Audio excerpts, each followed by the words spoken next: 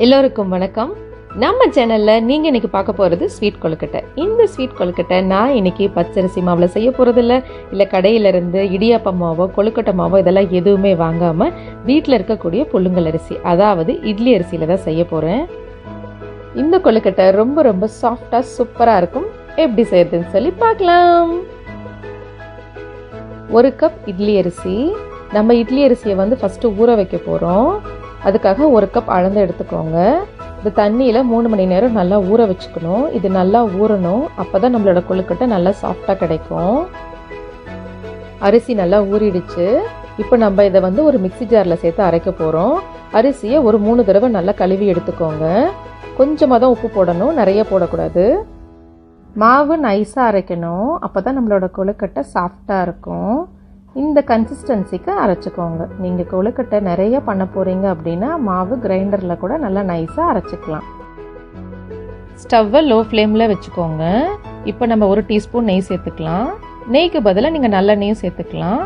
நம்ம அரைச்சி வச்ச மாவை இதில் சேர்த்து நம்ம நல்லா வதக்கணும். நம்மளோட மாவு இட்லி மாவு பதத்துக்கு தான் இருக்குது. ஸோ அது நமக்கு கொழுக்கட்டை பிடிக்கிற பதம் வரணும். அதுக்காக அடுப்பை லோ ஃப்ளேமில் வச்சுட்டு இந்த மாதிரி நல்லா சுருண்டு வர வரைக்கும் நம்ம வதக்கணும். கையில் தொட்டால் ஒட்டக்கூடாது, அதுதான் சரியான பதம். இப்போ நல்லா சுருண்டு வந்துருச்சு. எனக்கு சரியாக 7 நிமிஷம் ஆச்சு. இப்போ பாருங்கள், ஒட்டவே இல்லை. இப்போ கொழுக்கட்டை பிடிக்கிறது ரொம்ப ரொம்ப ஈஸி. நம்ம கொழுக்கட்டை மாவு ரெடி. மாவு ரெடி ஆனதுக்கப்புறம் அதை வேறொரு பாத்திரத்தில் மாற்றிட்டு நெய்யோ அல்லது எண்ணெயோ போட்டு நல்லா அப்ளை பண்ணிடுங்க. அப்ளை பண்ணிவிட்டு அதை நல்லா க்ளோஸ் பண்ணி வச்சுருங்க.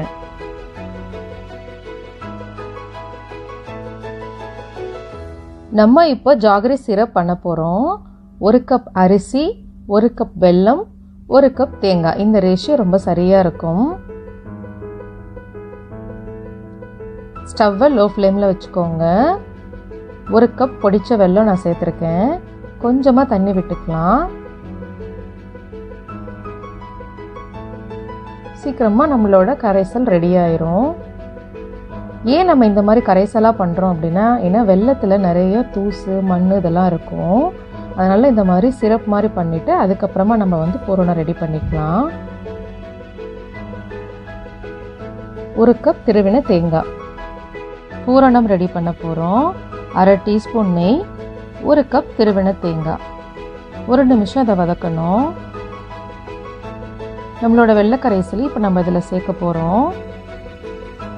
நான் இது கூட ஒரு 1/4 டீஸ்பூன் ஜிஞ்சர் பவுடர், 1/2 டீஸ்பூன் ஏலக்காய் தூள் சேர்த்து செஞ்சுருக்கேன். நான் ஏன் இதில் ஜிஞ்சர் பவுடர் சேர்க்குறேன் அப்படின்னு சொன்னால், ஜிஞ்சர் பவுடர் சேர்த்து செய்யும்போது சளியும் பிடிக்காது, செரிமானத்துக்கும் ரொம்ப ரொம்ப நல்லது. அதனால் எந்த ஸ்வீட் செஞ்சாலும் சரி அதில் கொஞ்சமாக இஞ்சி தூள் சேர்த்து செய்யுங்க. ஒரு 2 ட்ராப்ஸ் நெய் விட்டுக்கலாம். நம்மளோட பூரணம் ஆல்மோஸ்ட் ரெடி ஆகிடுச்சு. இப்போ இதை வேற ஒரு பிளேட்டில் மாற்றி வச்சுருங்க. சூடு நல்லா ஆறணும். சின்னதாக இலை எடுத்துக்கலாம். அதில் கொஞ்சமாக நெய் தடவிக்கோங்க. உங்ககிட்ட இலை இல்லை அப்படின்னு சொன்னால் நீங்கள் பாலித்தீன் கவர் கூட யூஸ் பண்ணிக்கலாம். இந்த மாதிரி மாவு எடுத்து அதை நல்லா உருண்டையாக உருட்டிக்கோங்க. ஒரு பால் ஷேப்க்கு வரணும். இப்போ நம்ம அதை இலையில வச்சு நல்லா அழுத்தி அழுத்தி கொடுக்கணும். உள்ளங்கை வச்சு நல்லா ப்ரெஸ் பண்ணி கொடுங்க.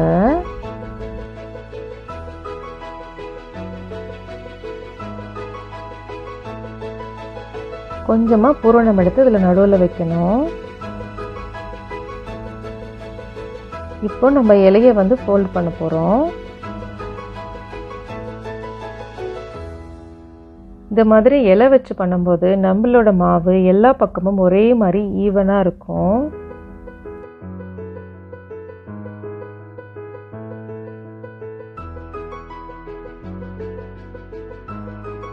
கொழுக்கட்டை நல்லா சீல் பண்ணணும். அதுக்காக இந்த மாதிரி ஓரங்களில் நல்லா ப்ரெஸ் பண்ணி விடுங்க. வெல்லம் வாங்கும்போது எப்போவுமே உருண்டை வெல்லமாக பார்த்து வாங்கிக்கோங்க. வெல்லம் நம்மளோட உடம்புக்கு ரொம்ப ரொம்ப நல்லது. அதாவது நம்மளோட நுரையீரலுக்கும் இதயத்துக்கும் ரொம்ப நல்லது.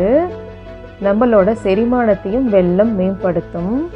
அது மட்டும் இல்லாமல் நம்மளோட ஸ்கின்னுக்கும் ரொம்ப நல்லது. நம்மளோட இரத்தத்தையும் வெல்லம் சுத்தப்படுத்தும்.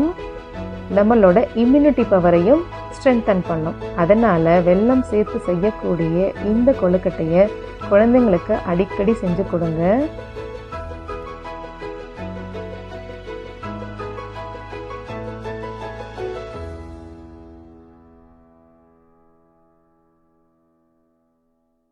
இப்போ நம்ம இலை இல்லாமல் கையிலேயே பண்ண போகிறோம். கொஞ்சமாக மாவு எடுத்து வச்சு உள்ளங்கையில் வச்சு நல்லா ப்ரெஸ் பண்ணுங்க.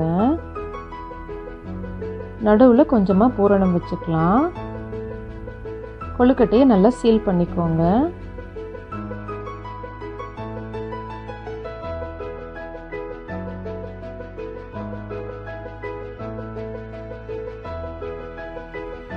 இப்போ பார்த்தீங்கன்னா நம்மளோட பூரணம் மாவு ரெண்டுமே சரியாக போயிடுச்சு. ஸோ 1 கப் அரிசி, 1 கப் பொடித்த வெல்லம், 1 கப் திருவெண்ணெய் தேங்காய் சரியான ரேஷியோவாக இருக்கும். கொழுக்கட்டை வேக வைக்கணும். ஒரு இட்லி பாத்திரத்தில் கொஞ்சமாக தண்ணி சேர்த்துக்கலாம்.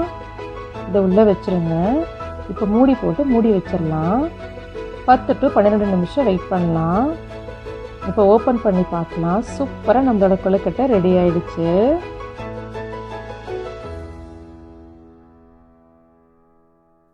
ரொம்பவே சாஃப்டான ஸ்வீட் கொழுக்கட்டை ரெடி.